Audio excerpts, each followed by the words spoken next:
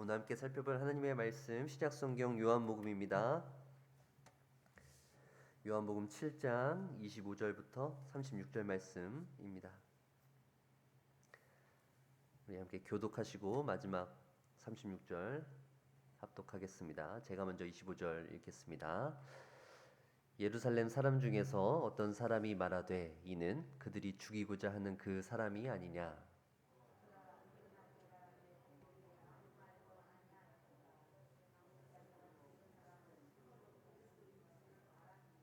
그러나 우리는 이 사람이 어디서 왔는지 아노라. 그리스도께서 오실 때에는 어디서 오시는지 아는 자가 없으리라 하는지라.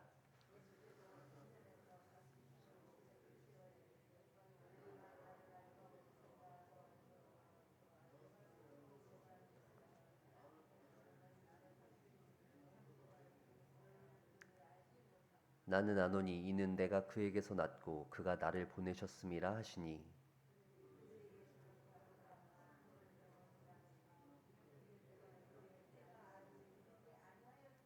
무리 중에 많은 사람이 예수를 믿고 말하되 그리스도께서 오실지라도 그 행하실 표적이 이 사람이 행한 것보다 더 많으랴 하니.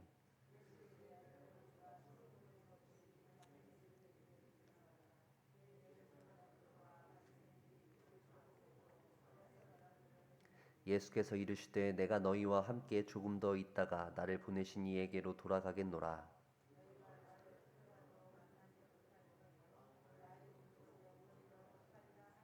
이에 유대인들이 서로 묻되 이 사람이 어디로 가기에 우리가 그를 만나지 못하리요. 헬라인 중에 흩어져 사는 자들에게로 가서 헬라인을 가르칠 터인가.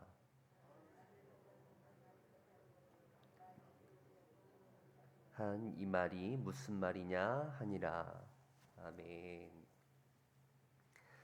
오늘 예수님께서 이 요한복음 우리가 읽은 본문을 통해서 어디에서 오셨고 그리고 이제 어디로 가시냐에 대한 내용을 저희가 살펴볼 수 있습니다. 즉 예수님의 출신과 예수님이 어디로 가시는지, 예수님의 가실 그 목적지에 대한 내용인데요. 예수님의 출신에 대한 내용은 사실 모두가 알 수 있었어요. 누군가에게 물어보거나 찾아보거나 하면 다 알 수 있는 그런 정보였습니다. 쉽게 접할 수 있는 정보지요. 하지만 예수님께서 어디로 가시냐에 대한 정보는 예수님께서 말씀을 하셨음에도 불구하고 그것을 이해하기가 쉽지 않았습니다. 예수님의 출신에 대한 말씀을 먼저 살펴볼 텐데요. 33절 말씀입니다. 예수께서 이르시되 내가 너희와 함께 조금 더 있다가 나를 보내신 이에게로 돌아가겠노라. 이렇게 되어 있죠. 보내신 이에게로 돌아가겠다라고 예수님께서 목적지를 일단 먼저 말씀하고 계시죠. 어디로 가겠다라고 말하지 않으시고 장소를 말하신 것이 아니라 보내신 이에게 돌아가겠다라고 말씀하고 계시는 것은 뭔가 앞뒤가 맞지 않는 것처럼 보여요. 예를 들자면 예배를 마치시고 여러분들은 어디로 가실 건가요? 제가 여러분들께 질문을 한다면 여러분들은 어떻게 대답하실 수 있나요? 집으로요. 뭐 아니면 또 직장으로 가실 수도 있고요. 어떤 장소로 대답을 하실 텐데 예수님께서는 나를 보내신 이에게 가겠습니다라고 말해 주셨다는 것이죠. 저와 여러분들은 같이 믿음 생활을 하고 있고 함께 신앙 생활을 하기 때문에 그냥 우리가 이렇게 이야기한다면 그냥 농담으로 여긴다거나 아니면 하나님 나라를 많이 기다리는구나, 하나님에게로 가겠다라는 이런 말이기 때문에 그냥 그렇게 넘어갈 수 있겠지만 예수님과 유대인들의 배경에서는 이런 대화가 굉장히 적절치 않아 보입니다. 성전에서 예수님께서 이 가르치시고 있는 예수님의 이 가르침의 내용을 보시면 공개적인 장소에서 불특정 다수로 상대로 해서 가르침을 전하고 계신 것이죠. 물리적으로 굉장히 또 가까운 거리에서 예수님에게 굉장히 많은 관심을 보이면서 눈을 막 반짝반짝하면서 예수님에게 막 질문을 하는 사람들도 있었어요. 그리고 또 멀찍이 떨어져서 예수님께서 도대체 뭐라고 말씀하시나 궁금해서 거리를 두고 있는 사람들도 있었고요. 그리고 종교 지도자들처럼 어떻게 하면 예수님을 죽일 수 있을지 예수님을 책잡기 위해서 호시탐탐 기회를 노리고 있는 이런 여러 사람들이 모여있는 가운데에서 예수님께서 가르치심을 전했다라는 것을 우리가 한번 생각해 봐야 해요. 이런 상황 가운데에서 예수님께서 전하시는 그 가르침, 예수님의 그 내용들은 사실 쉽게 받아들여질 수 있는 내용이 아니었어요. 들어도 제대로 이해되지 않는 내용이라는 그런 말씀인 것이죠. 무슨 말씀을 하시는 건지, 도대체 나를 보내신 이에게로 가겠다라는 것이 무엇인지 유대인들은 이해할 수 없었던 것입니다. 제자들도 역시 마찬가지였던 것이죠. 시간이 흘러서 나중에 예수님께서 공생의 사역을 마치시고 하늘로 올라가신 뒤에야, 그리고 성령을 받게 된 이후에 제자들은 그 사실을 겨우 깨달을 수 있었다라는 것입니다. 27절 말씀도 한번 보세요. 그러나 우리는 이 사람이 어디서 왔는지 아노라. 그리스도께서 오실 때에는 어디서 오시는지 아는 자가 없으리라 하는지라. 유대인들이 생각했을 때 이 메시아라고 하는 사람은 어디서 왔는지 알 수 없었어야 했어요. 하지만 이 예수라고 하는 사람이 온 곳은 너무나 잘 알고 있는 곳이죠. 갈릴리라고 하는 굉장히 변방 지역이었습니다.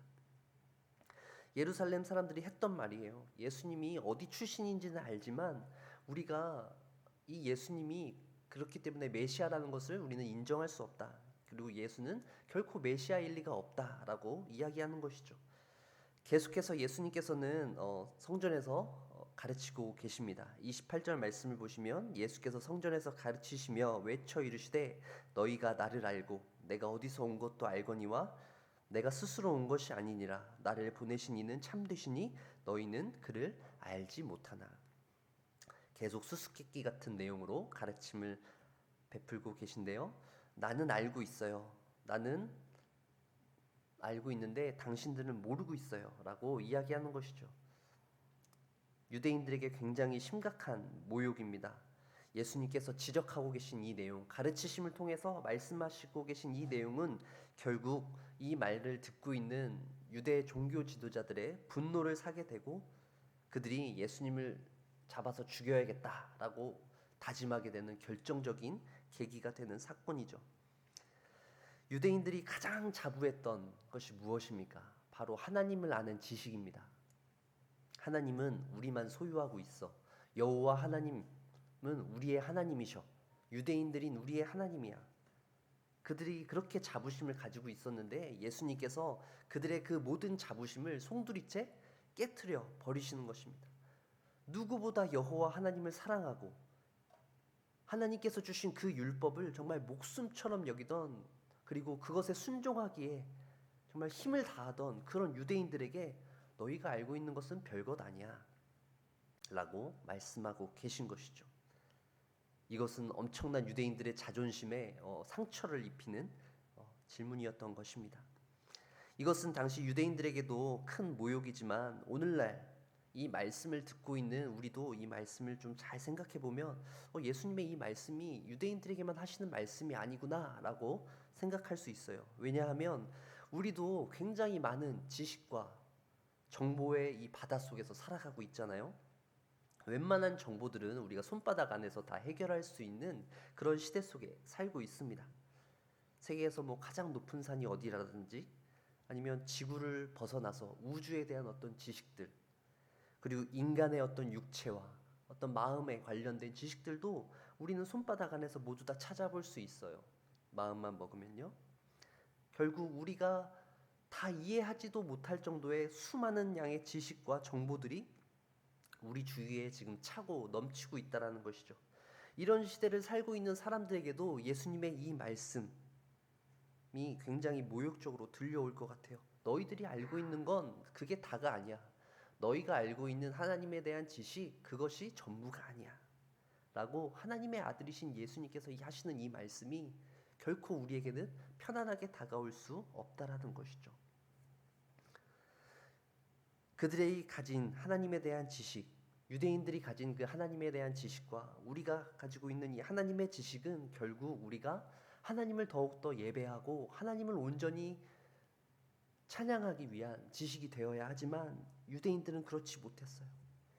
그들은 하나님을 자신들이 독점하고 생각하고 있었다라고 생각했고, 하나님에 대한 또 그 지식을 예수님께서 그렇게 자신 있게 이야기하실 때 예수님에게 머리 숙이기는커녕 오히려 예수님에 대한 반발이 커졌고 예수님에 대한 분노가 더욱더 커졌다라는 것이죠. 예수님의 이 말씀을 통해서 우리는 유대인들의 그런 교만한 모습, 유대인들의 그 분노를 살펴봐야 합니다. 우리는 선포되어지는 이런 예수님의 이런 말씀들을 통해서 얼마나 하나님을 경배하고 있는지, 하나님을 예배하고 있는지 우리가 살펴볼 수 있는 그런 오늘 이 아침이 되어야 하겠습니다. 우리 계속해서 34절 말씀을 한번 보세요. 너희가 나를 찾아도 만나지 못할 터이요 나 있는 곳에 오지도 못하리라 하시니. 너희가 나를 찾아도 나를 만나지 못할 것이다.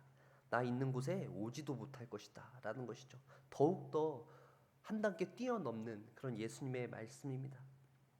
콧대 높은 유대인들, 너희들의 지식 그거 별 볼 일 없어 라고 얘기하시면서 동시에 이제 너희는 내가 있는 곳에 오지도 못할 것이야 라고 말씀하시는 것이죠. 감사하게도 이 예수님의 공개적인 가르침을 듣는 많은 사람들 중에 어떤 유대인들은 막 분노하면서 예수님을 죽일까 했지만 많은 사람들이 믿게 되었다는 구절이 등장하게 됩니다. 우리 31절 말씀은 다 함께 읽어볼까요? 무리 중에 많은 사람이 예수를 믿고 말하되 그리스도께서 오실지라도 그 행하실 표적이 이 사람이 행한 것보다 더 많으랴 하니. 많은 사람이 예수님을 믿었어요. 예수님이 하신 말씀을 그 믿고 말하되 그리스도께서 오실지라도 그 행하실 표적이 이 사람이 행한 것보다 더 많으랴. 즉 이 사람이 그리스도일 것이다 라고 그 사람들이 이야기하는 것이죠. 예수님께서 행하신 표적을 그들이 많이 봤다라는 것입니다. 우리가 성경에 기록된 것 이외에도 그 당시에 함께 그 자리에 있었던 사람들은 예수님께서 베푸신 그 기적들을 더 많이 보았던 것이죠.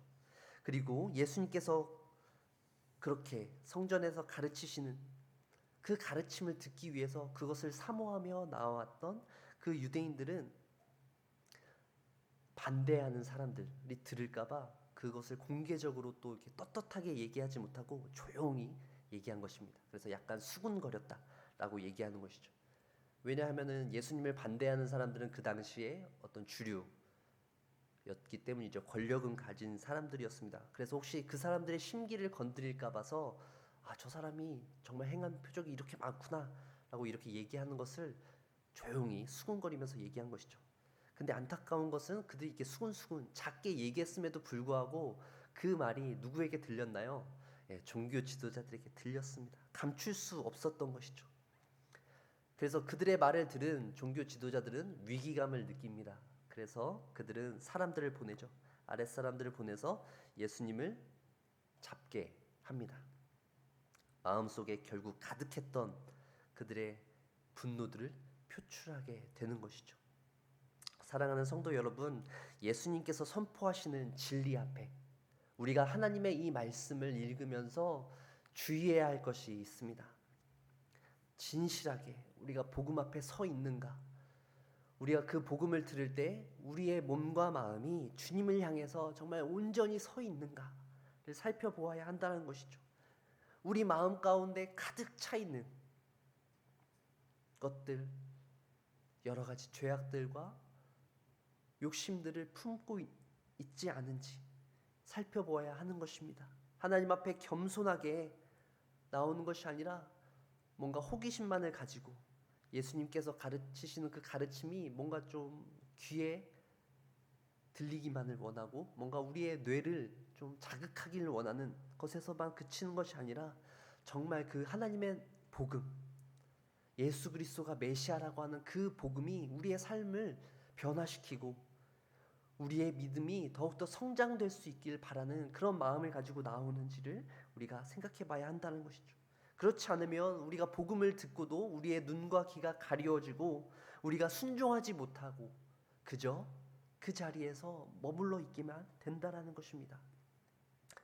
오늘 본문에는 다양한 사람들이 등장하고 있어요. 하나님의 말씀, 예수님의 그 말씀을 듣고 궁금해하는 사람들, 그리고 또 반대하는 사람들, 그리고 또 이것도 저것도 아닌 그냥 구경만 하고 있는 사람들, 그리고 정말 예수님의 그 말씀을 믿고 순종하며 나오는 사람들이 있었습니다. 그렇게 많은 사람들 중에서 우리는 어떤 사람들에게 속합니까? 우리는 그들 중에 어떤 부류의 사람들입니까? 성령의 인도하심과 성령님께서 우리에게 부어주시는 그 은혜가 없다면 우리가 복음 앞에 설 때 우리도 복음을 온전히 대할 수 없을 것입니다. 단순히 우리의 지식을 채우거나 우리의 부족한 경험을 채우기 위해서, 만족시키기 위해서 복음을 그냥 이용하고 많은 수준에 그친다면 하나님께서 우리의 모습을 보시고 결코 기뻐하시지 않을 것입니다.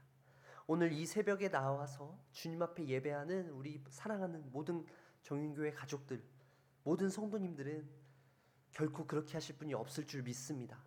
우리 모든 성도님들은 나의 연약함과 나의 부족함을 주님 앞에 내려놓고 오직 그 복음의 능력, 복음이 주시는 그 담대함, 그것을 붙잡고 살아갈 수 있는 저와 여러분들 되어주시길 간절히 소망합니다. 우리의 눈과 귀를 열어주시고 우리의 마음을 감동시켜 주시느니 전능하신 그 하나님 한 분만을 바라보며 살아갈 수 있는 저와 여러분들 되시길 바랍니다. 복음 안에 거하고 복음 안에 순종할 때 오늘 하루가 주님과 동행하며 기쁨으로 살아갈 수 있는 우리 모든 사랑하는 성도님들 되시길 간절히 축원합니다. 기도하겠습니다.